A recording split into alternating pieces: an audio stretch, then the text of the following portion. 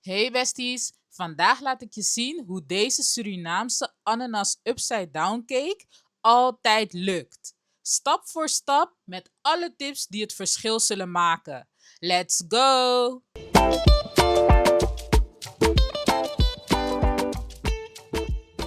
Terwijl ik de ananasblokjes door tweeën snij, neem ik je even mee. Want deze Surinaamse cake heet dus Ixikuku. Het betekent letterlijk eierencake.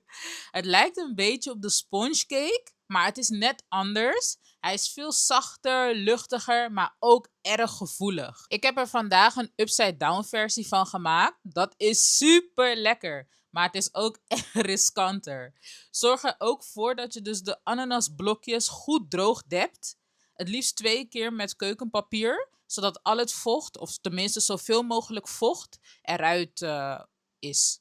Omdat Ixikuku snel kan inzakken in de oven, wil je geen zware topping hebben. Daarom gebruik ik dus ananasblokjes en geen hele ringen. Hele ringen kunnen wel, maar die zijn zwaarder en vergroten de kans dat de cake wel in kan zakken in de oven. Dus die raad ik persoonlijk niet aan.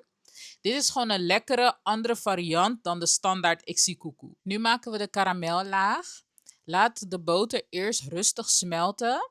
Zet je vuur niet te hoog, geef het de tijd.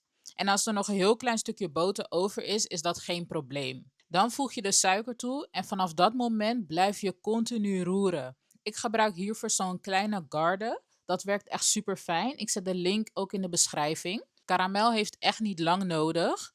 En je kunt karamel niet laten liggen, want dan kan het te hard worden of het kan zelfs gebeuren dat je te lang doorgaat, waardoor het weer uiteenvalt en je suikerkristalletjes in de olie ziet.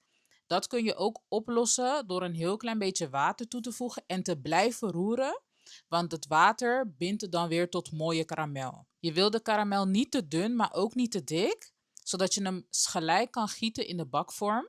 Dat moet je wel meteen doen, want anders hardt hij heel snel uit. En bestie, als je vaker dit soort lekkere recepten wilt zien, vergeet dan niet om te abonneren en ook om op het belletje te klikken, want dan krijg je altijd een melding wanneer ik weer een lekker recept voor jullie heb. Verdeel de ananasblokjes dan netjes over de bodem. Maak het in een leuk vormpje, zodat het straks er heel mooi uit komt te zien. En blijf kijken, want straks vertel ik je ook welke fouten de meeste mensen maken bij het maken van Ixikuku, waardoor hij dus inzakt in de oven. Let goed op, dit is misschien wel de belangrijkste stap van de hele cake.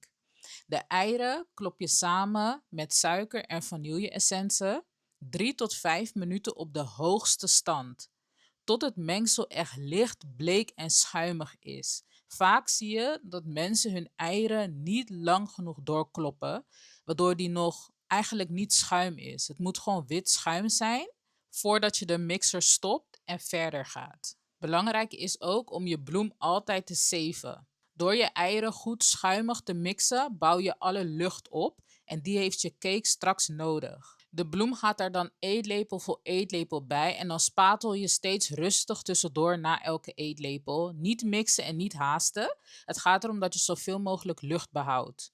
En daarna voeg je dus de lauwe gesmolten roomboter toe, niet heet, lauw. Je voegt het aan de zijkant van je kom toe en je spatelt na elke eetlepel goed door. Niet mixen, echt spatelen. Met een houten lepel doe ik het altijd. Als jullie nog goede tips hebben, laat het weten in de comments, zodat iedereen er wat aan heeft. Ixikuku kan inzakken in de oven, maar raak niet teleurgesteld als dat de eerste keer gebeurt, want zelfs professionele bakkers kan het soms voorkomen dat het een keer valt in de oven. Nou, ze zeggen vallen in de oven, maar ze bedoelen eigenlijk inzakken in de oven. Doe het beslag dan voorzichtig over de ananas. Niet schudden, niet tikken. Gewoon recht gelijk in de oven doen. En bak het op 170 graden voor 35 minuten. Open de oven de eerste 30 minuten niet. Ik heb 2 bakbilliken gebruikt, maar je kan het ook in eentje doen. Dan wordt hij iets hoger. Hij zakt wel altijd een beetje in als je hem uit de oven haalt. Dat is normaal. Nu komt het leukste gedeelte, de cake omkeren. Laat hem wel even 5 minuutjes rusten en dan kan je hem omkeren en dan krijg je dit mooi lekker resultaat.